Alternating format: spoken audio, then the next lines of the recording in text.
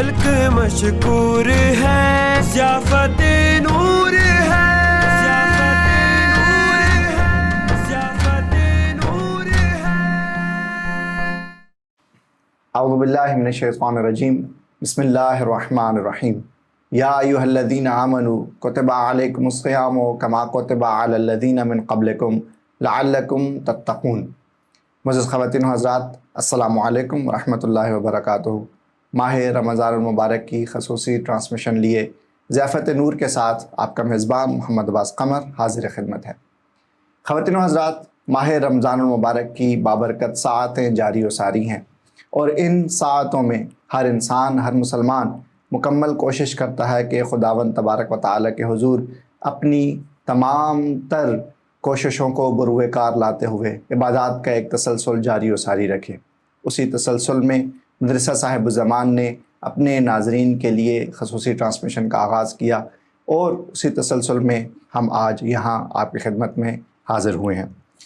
خواتین و حضرات، ماہ رمضان مبارک کی یہ وہ ساعتیں ہیں کہ جب خداوند تبارک و تعالیٰ کا یہ خصوصی مہمان ہم سے جدا ہونے کو ہے۔ اب یہ وہ ساعات آ گئیں، یہ وہ ایام آ گئے کہ جب ہمیں اس ماہ رمضان المبارک کو الوداع کہنے کے ایام قریب آ رہے ہیں۔ تاریخ بشریت میں انسان کا ہمیشہ سے یہ طرز عمل رہا ہے کہ جب بھی کوئی مہمان آتا ہے تو اس کی آمد پر جہاں خصوصی اہتمام اور انتظامات کیے جاتے ہیں، وہیں پر اس مہمان کے جاتے ہوئے بھی خصوصی انتظامات اور اہتمام کیے جاتے ہیں، یہ کہتے ہوئے، اس نظریے کو فالو کرتے ہوئے کہ یہ مہمان جب جائے تو ہمارے لیے بھی یادگار رہے اور اس مہمان کے لیے بھی یہ یادگار رہے۔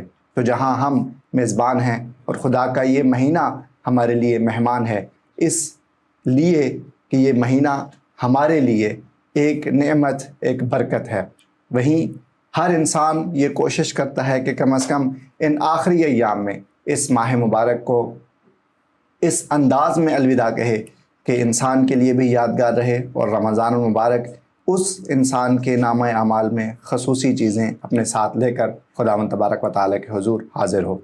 اسی نظریے کے تحت جہاں عبادات کو زیادہ ایکسلریٹ کر دیا جاتا ہے، عبادات کا ایک تسلسل زیادہ ہو جاتا ہے، وہیں اعتکاف بھی ہماری عبادات میں شامل ہو جاتا ہے۔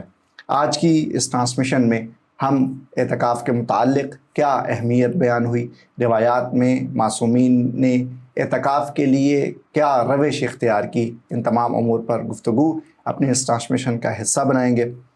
خواتین و حضرات، جیسا کہ آپ کے علم میں ہے، ان ٹرانسمیشنز کا ایک مکمل سوال و جواب کا تسلسل ساتھ میں جاری و ساری رہے گا، اور رمضان ٹرانسمیشن کے آخر میں ان تمام وہ ناظرین جو ہماری ان ٹرانسمیشنز میں ساتھ رہے ہوں گے، سوال و جوابات کا سلسلہ ہمارے ساتھ ان کا چلتا رہا ہوگا، ان کے لیے خصوصی اہتمام قرآن اندازی کے ساتھ اور تمام اہتمامات کرتے ہوئے خصوصی انعامات کا اعلان کیا جائے گا۔ تو آج کا پروگرام بھی اسی تسلسل کا حصہ ہے۔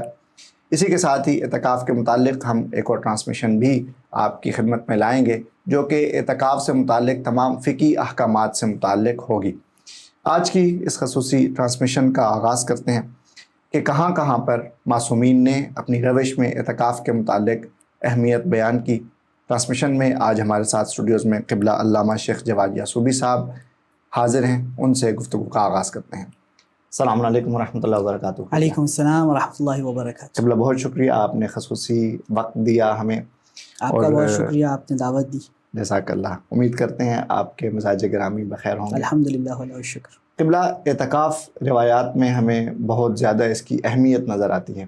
قبل اس کے کہ معصومین کی روایات اور ان تمام امور کی جانب ہم گفتگو کا آغاز کریں، ابتداً یہ بتاتے چلیے گا ہمارے ناظرین کو کہ اعتکاف کا در حقیقت مطلب کیا بیان ہوا ہے روایات میں۔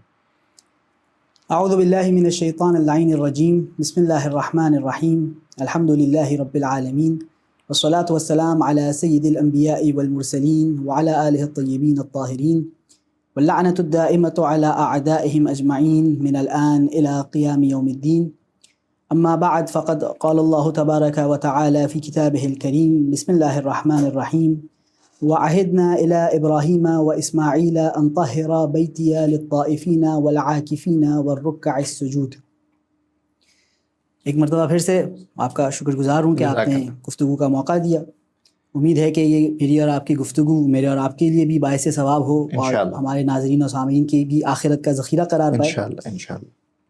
جہاں تک آپ کے سوال کا تعلق ہے، اعتکاف ظاہر ہے جب کوئی ایسا لفظ ہمارے سامنے آتا ہے جو عرب استعمال کرتے تھے اور شریعت نے آ کر اسے ایک نیا رنگ دیا، صحیح، تو ایسے لفظ کا ترجمہ دیکھنے کے لیے ہم دو اس کے معنی دیکھتے ہیں کہ لغت میں اس لفظ کا کیا مطلب ہے اور اسلام نے آ کر اس لفظ کو کس معنی کا لباس اوڑھایا. صحیح.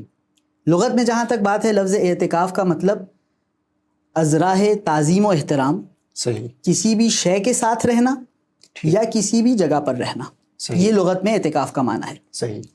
اور جب دین مقدس اسلام آیا تو دین مقدس اسلام نے اس اعتکاف کو ایک عبادت کا رنگ دیا، اور اب ہم مسلمان بالخصوص مسجد میں تعظیم اور احترام کے ساتھ عبادت کے لیے وقت گزارنے کو اعتکاف کہا کرتے ہیں. صحیح. یہ اس کا لغوی اور اصطلاحی معنی ہے جو آپ کی خدمت میں پیش کیا. بسم اللہ. صحیح. یعنی یہ وہ امر ہے کہ جس میں ہم یعنی انسان مسلمان اپنے آپ کو خصوصی اہتمام کے ساتھ خداوند تبارک و تعالیٰ کی بارگاہ میں پیش کرتا ہے. جہاں آپ نے یہ بیان کیا کہ لغت میں اور اصطلاح میں اس کے لیے معنی استعمال ہوئے ہیں، تو قرآن مجید میں اعتکاف کا ذکر کس حوالے سے بیان ہوا ہے؟ ہمیں آیات قرآنیہ سے اس کے متعلق بیان کیجیے گا. جہاں تک رہی بات آیات قرآن کریم کی، تو قرآن میں کئی جگہ اعتکاف کا تذکرہ آیا. صحیح. لفظ اعتکاف یا یہ مادہ اپنے لغوی معنی میں بھی استعمال ہوا ہے. صحیح. اور بعض جگہوں پر اس کے اصطلاحی معنی پر بھی حمل کیا جا سکتا ہے. صحیح. اب ظاہر ہے گفتگو کا وقت محدود ہے، تو میں دونوں کی ایک ایک مثال آپ کی خدمت میں پیش کیے دیتا ہوں. جب قرآن مجید میں سورہ اعراف میں خداوند تبارک و تعالی بنی اسرائیل کا تذکرہ کرتا ہے تو ایک مقام پہ فرماتا ہے بسم اللہ الرحمن الرحیم وجاوزنا ببنی اسرائیل البحر، ہم نے بنی اسرائیل کو دریا سے گزار دیا، دریائے نیل سے گزار دیا. اور جب وہ دریائے نیل پار کر کے دوسری طرف پہنچے تو اس طرف بھی کوئی قوم آباد تھی. صحیح. اور اس قوم کے بارے میں خدا فرماتا ہے فَأَتَوْا عَلَىٰ قَوْمٍ، وہ ایک ایسی قوم تک پہنچے جو یعکفون علی اصنام لہم، جو اپنے بتوں کے ساتھ اعتکاف میں تھی. صحیح. یہاں ظاہر ہے اعتکاف کا جو معنی لغوی آپ کی خدمت میں پیش کیا، کسی شے کے ساتھ عذرو احترام وقت گزارنا، یہاں پر اعتکاف کا یہ لغوی معنی ہے. صحیح. اور اگر اصطلاحی معنی کے حوالے سے آیت دیکھی جائے تو جو آیت میں نے سرنامے کے طور پہ آپ کی خدمت میں پیش کی، سورہ مبارکہ بقرہ 125 آیت کا نشان ہے. خدا ارشاد فرماتا ہے بسم اللہ الرحمن الرحیم وَإِذْ جَعَلْنَا الْبَيْتَ مَثَابَةً لِلنَّاسِ وَأَمْنًا، جب ہم نے اس گھر کو، خانہ کعبہ کو، لوگوں کے لیے ثواب کی جگہ صحیح اور امن کی جگہ قرار دیا. صحیح. اور انہیں کیا حکم دیا؟ وَاتَّخَذُوا مِن مَقَامِ إِبْرَاهِيمَ مُصَلًّى، اور انہیں حکم دیا کہ مقام ابراہیم پر نماز ادا کرو. صحیح. اس کے بعد خدا ارشاد فرماتا ہے وَأَحِدْنَا إِلَىٰ إِبْرَاهِيمَ وَإِسْمَاعِيلَ، اس کے بعد ہم نے ابراہیم اور اسماعیل سے یہ عہد لے لیا أَن طَهِّرَ بَيْتِيَ، کہ آپ دونوں میرے اس گھر کو پاک و پاکیزہ رکھیں گے. کس کے لیے؟ للطائفین والعاکفین والرکع السجود، طواف کرنے والوں کے لیے، اعتکاف کرنے والوں کے لیے، رکوع کرنے والوں کے لیے، اور سجدہ گزاروں کے لیے. صحیح. تو اس جگہ پر اعتکاف کو اس کے اصطلاحی معنی پہ حمل کیا جا سکتا ہے. اور ایک جملہ میں اس میں اضافہ کرتا چلوں کہ اس آیت کے اندر طواف، رکوع اور سجدے کے درمیان اعتکاف کو قرار دینا، یہ خود اس عبادت کی اہمیت کو بھی واضح کر رہا ہے. صحیح، بالکل. یعنی خداوند تبارک و تعالی نے دونوں انداز میں بیان کر دیا کہ اگر فرعون کی جو قوم تھی یا حضرت موسیٰ کی قوم کو جب نجات دی گئی، اس حوالے سے بات کریں تو اس لغت میں بیان کر دیا گیا لغوی معنی کے حوالے سے، اور پھر بعد میں حضرت ابراہیم اور حضرت اسماعیل کو بھی اس کے متعلق حکم دے دیا. صحیح. تو جہاں خداوند تبارک و تعالی نے بیان کیا اعتکاف کے متعلق ہر جہت سے، تو وہیں جہاں ہم دیکھتے ہیں کہ ہر عبادت کے متعلق ایک خاص ثواب بھی بیان کیا گیا ہے روایات معصومین میں، اور خداوند تبارک و تعالیٰ سے جتنی بھی ہمیں وہ ایک تسلسل نظر آتا ہے. تو خود اعتکاف کے متعلق کس قدر ثواب روایات میں ہمیں نظر آتا ہے؟ اعتکاف کے ثواب کے متعلق جیسا کہ آپ نے تذکرہ کیا، ایک فقہی گفتگو بھی رہے گی، تو وہاں پر بھی کچھ گفتگو انشاءاللہ ہوگی کہ ویسے تو اعتکاف پورے سال میں باعث ثواب ہے. صحیح. مستحب ہے، یعنی یہ مختص نہیں ہے صرف رمضان، مختص نہیں ہے، لیکن ماہ رمضان کے اندر اعتکاف کو خاص امتیاز ملتا ہے، صحیح. اسے ایک خصوصیت حاصل ہے، صحیح. اور یہ خصوصیت ہمیں اہل بیت علیہ السلام کی روایات میں جگہ جگہ چھلکتی نظر آتی ہے. صحیح. اور جہاں تک آپ نے ثواب کے بارے میں سوال کیا، تو رسول خدا کی ایک حدیث میرے سامنے ہے جو میں کتاب بحار الانوار سے آپ کی خدمت میں نقل کر رہا ہوں. صحیح. کہ حضرت فرماتے ہیں اعتکاف و شہر رمضان یعدل حجتین و عمرتین. سبحان. ماہ رمضان میں اعتکاف کرنا جی. 2 حج صحیح. اور 2 عمرے کے برابر ہے. صحیح. اب میں اگر 1 منٹ آپ کا مزید لوں، جی بسم اللہ. یہ حدیث پڑھنا بہت آسان ہے، جی. لیکن اس میں انسان غور کرے. حج ایسی عبادت ہے جو انسان کا وقت بھی لیتی ہے، جی بالکل. جو انسان کی جسمانی طاقت بھی لیتی ہے، جی. جو انسان کا پیسہ بھی لیتی ہے، صرف ہوتا ہے. جی. زندگی، جان، مال، جو انسان کی سب سے محبوب چیزیں ہوتی ہیں، جی. جو انسان سب سے مشکل سے دینا پسند کرتا ہے، جی. حج ہماری یہ تمام تر چیزیں لیتا ہے. بالکل. اور یہ تمام تر چیزیں دے کر ہم ایک حج کر سکتے ہیں. صحیح. اچھا، یہ بھی نہیں ہو سکتا کہ اب ہم مکہ پہنچ گئے، جان مال خرچ کر کے تو ہم 2 حج ایک ساتھ کر لیں. ممکن نہیں ہے. ممکن نہیں ہے. آپ حج کریں گے، آپ کو واپس جانا پڑے گا. اگر آپ کو دوسرا حج کرنا ہے، آپ کو پورا 1 سال انتظار کرنا پڑے گا. اگلے سال پھر یہ تمام تر مال، طاقت، پیسہ، وقت لگا کر آنا پڑے گا. جی بالکل. یعنی 2 سال جی. اگر ہم عمرہ اور حج ایک سفر میں کر بھی لیں تو 2 سال میں اتنا وقت لگاؤں، اتنا مال لگاؤں، اتنی محنت لگاؤں، اس کے بعد جو مجھے ثواب حاصل ہونے والا ہے، حضرت کیا ارشاد فرما رہے ہیں کہ ماہ رمضان میں ایک اعتکاف اگر میں کر لوں تو اس حد تک کا میں ثواب حاصل کر سکتا ہوں. صحیح. یعنی معصومین نے خصوصاً رسول اکرم کی روایت سے آپ نے بیان کیا کہ اس کا یہ ثواب. تو جب ہم یہ دیکھتے ہیں اس قدر ثواب بھی بیان ہو گیا کہ اس قدر اہمیت بھی بیان ہو گئی، تو سیرت معصومین میں بھی اگر ہم تاریخ کے اوراق گردانیں گے تو غالباً شاید کہیں سیرت معصومین میں بھی اعتکاف کے متعلق ہمیں نظر آئے گا. بے شک بالکل ایسا ہی ہے. اور اگر طویل فہرست میں ہم جائیں گے تو ظاہر ہے وقت بہت نکل جائے گا. میں 3 مثالیں آپ کی خدمت میں پیش کرتا ہوں نہایت تیزی سے، کہ جہاں ہمیں اہل بیت کی، ایک ہے اہل بیت کا قول، وہ بھی حجت ہے، وہ بھی میرے اور آپ کے لیے لازم العمل ہے، اور رسول خدا کا قول میں نے آپ کی خدمت میں پیش کر دیا. اور ایک ہے اہل بیت علیہ السلام کا فعل. فعل قول سے بڑھ کر اہمیت رکھتا ہے.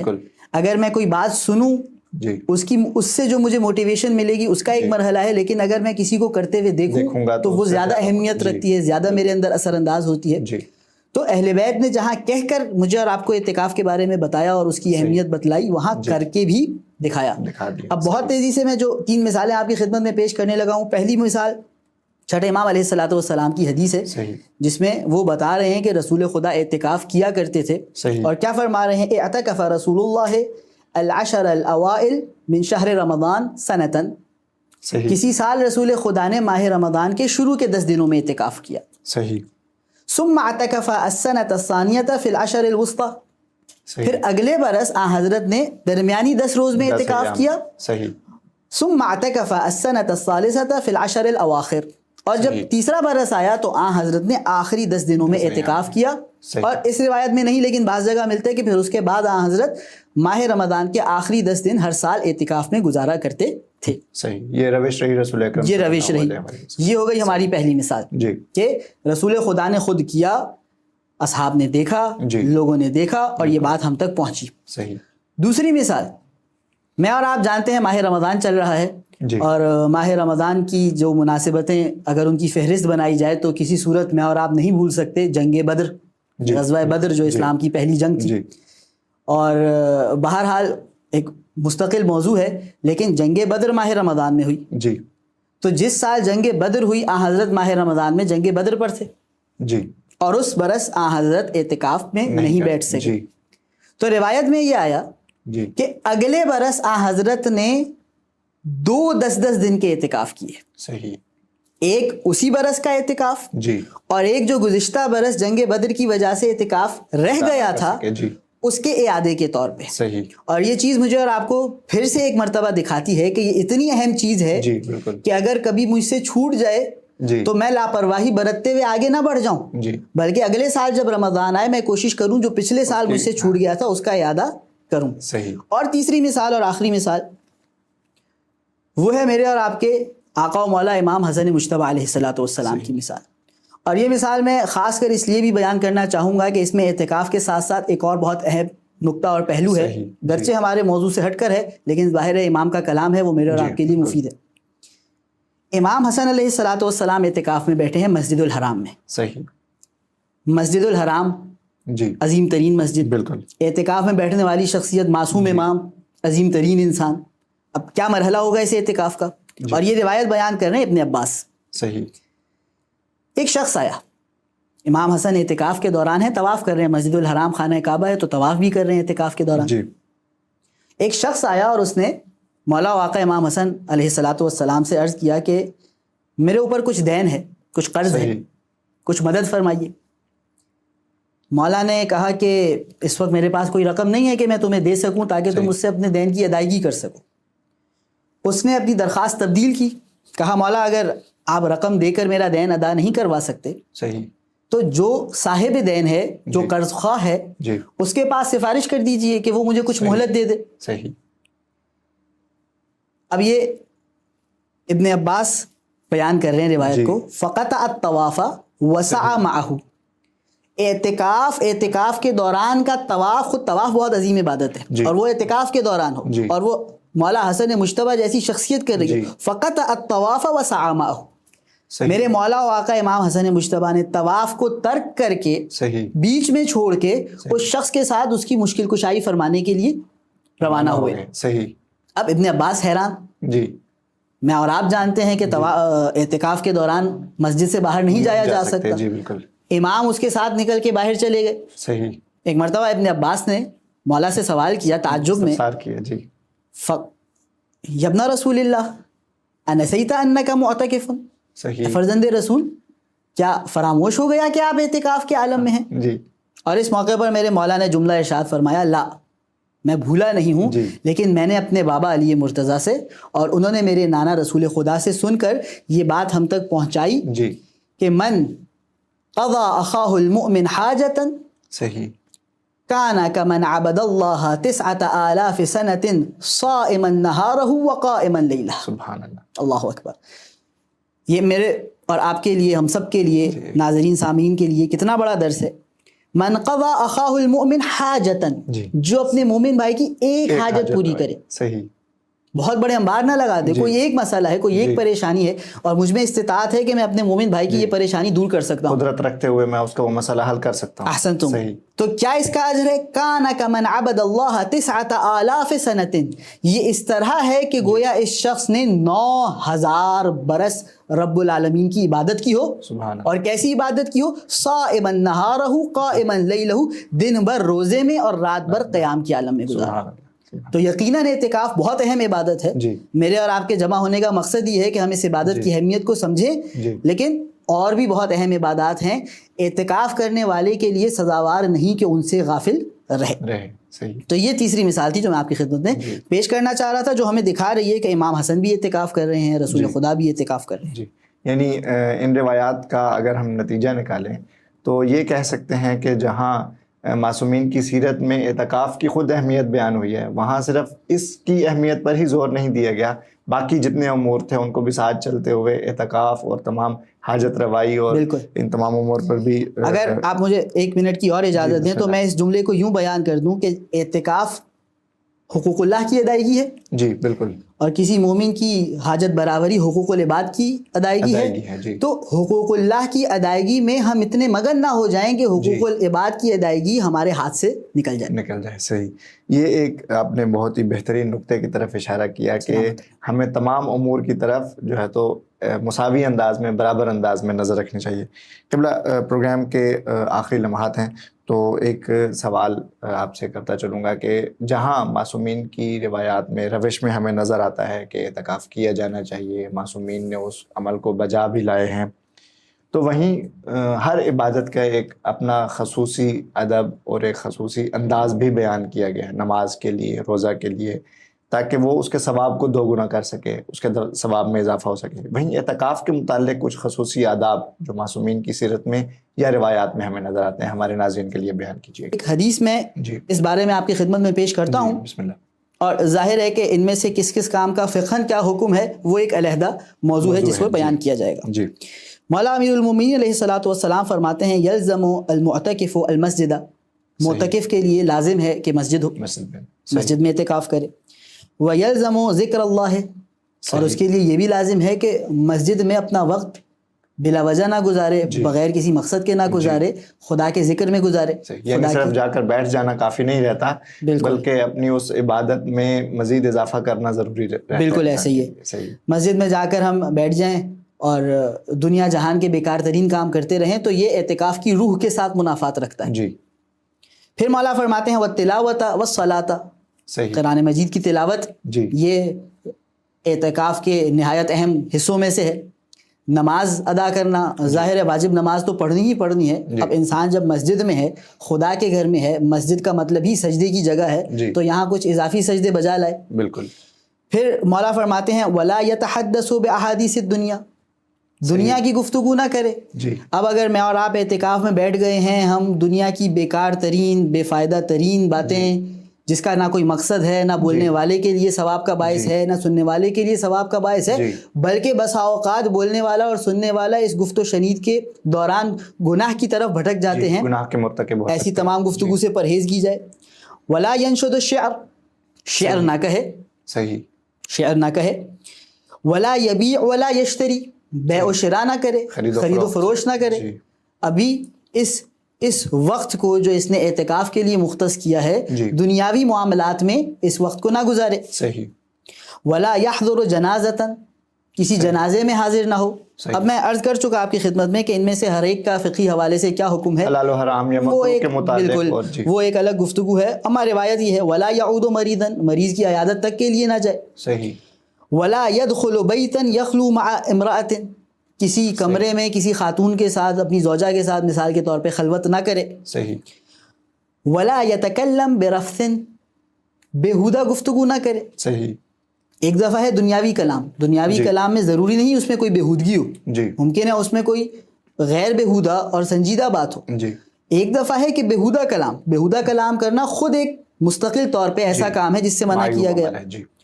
ولا یماری احدا، کسی کے ساتھ ممارات نہ کرے. ممارات کا مطلب ہوتا ہے بحث بازی، مناقشہ، مجادلہ.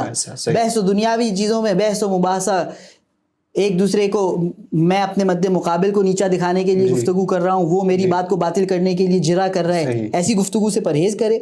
اور آخر میں ایک جملہ جو ہم کہہ سکتے ہیں کہ بہت سی چیزوں کا خلاصہ ہے، وما کف عن الکلام من الناس فہو خیر لہ، لوگوں سے جتنا کلام کرنے سے اپنے آپ کو روکے گا اتنا ہی اس کے لیے بہتر ہے. کیونکہ جب انسان گفتگو کرتا ہے، یہ ایک گوشت کا لوتھڑا جسے میں اور آپ زبان کہتے ہیں، جب یہ جنبش میں آتا ہے تو نہ جانے کتنے گناہ کی طرف میں اور آپ بھٹک سکتے ہیں، کتنے ہی گناہ ہیں جو زبان سے انسان انجام دیتا ہے.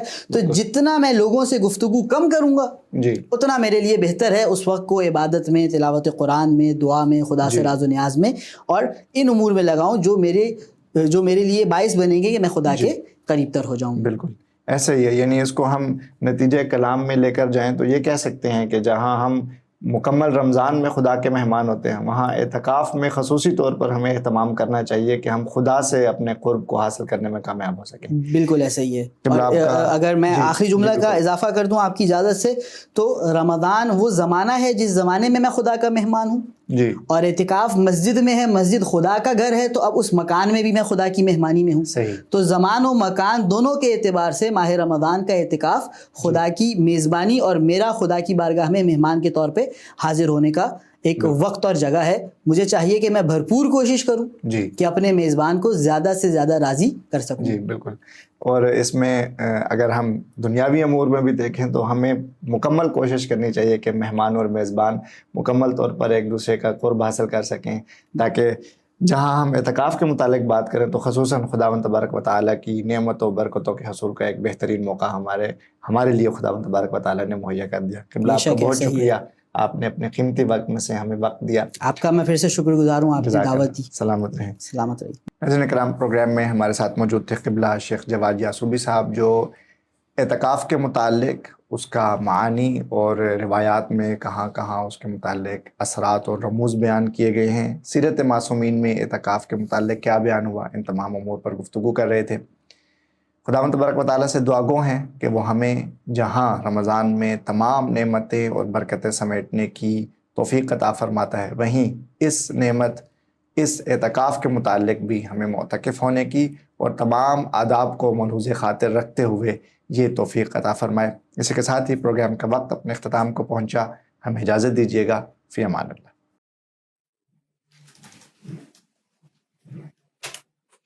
ہم دوست احباب مل کر فارم ہاؤس بھی جاتے ہیں، دوسرے شہروں کا سفر بھی کرتے ہیں، پکنک پر بھی جاتے ہیں، تو کیوں نہ اس مرتبہ عمرے کی سعادت حاصل کریں، خدا کے گھر کو دیکھیں، روضہ رسول پر جائیں، آل محمد کا مدینہ دیکھیں، قبر بطول پر جائیں۔ ارمغان نجف یعنی AN ٹورز پیش کرتے ہیں سب سے کم قیمت میں عمرہ گروپ، اور ساتھ ہی پہلی مرتبہ جانے والے مومنین کے لیے مزید ڈسکاؤنٹ بھی۔ تو انتظار کس بات کا ہے؟ اپنے گھر والوں کے ساتھ، اپنے دوستوں کے ساتھ، اپنے رشتہ داروں کے ساتھ عمرے کی سعادت حاصل کریں۔ مزید معلومات کے لیے ہم سے رابطہ کریں۔ لبیک لا شریک لک لبیک۔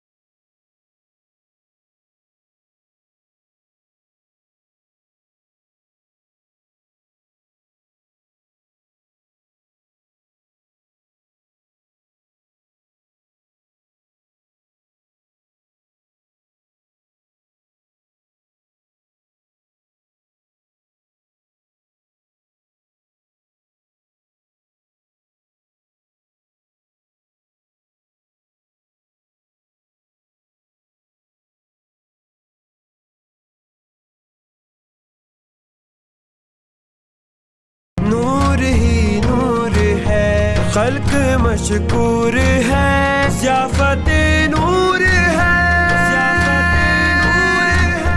ضیافت نور ہے۔ نور ہی نور ہے، خلق مشکور ہے، ضیافت نور ہے۔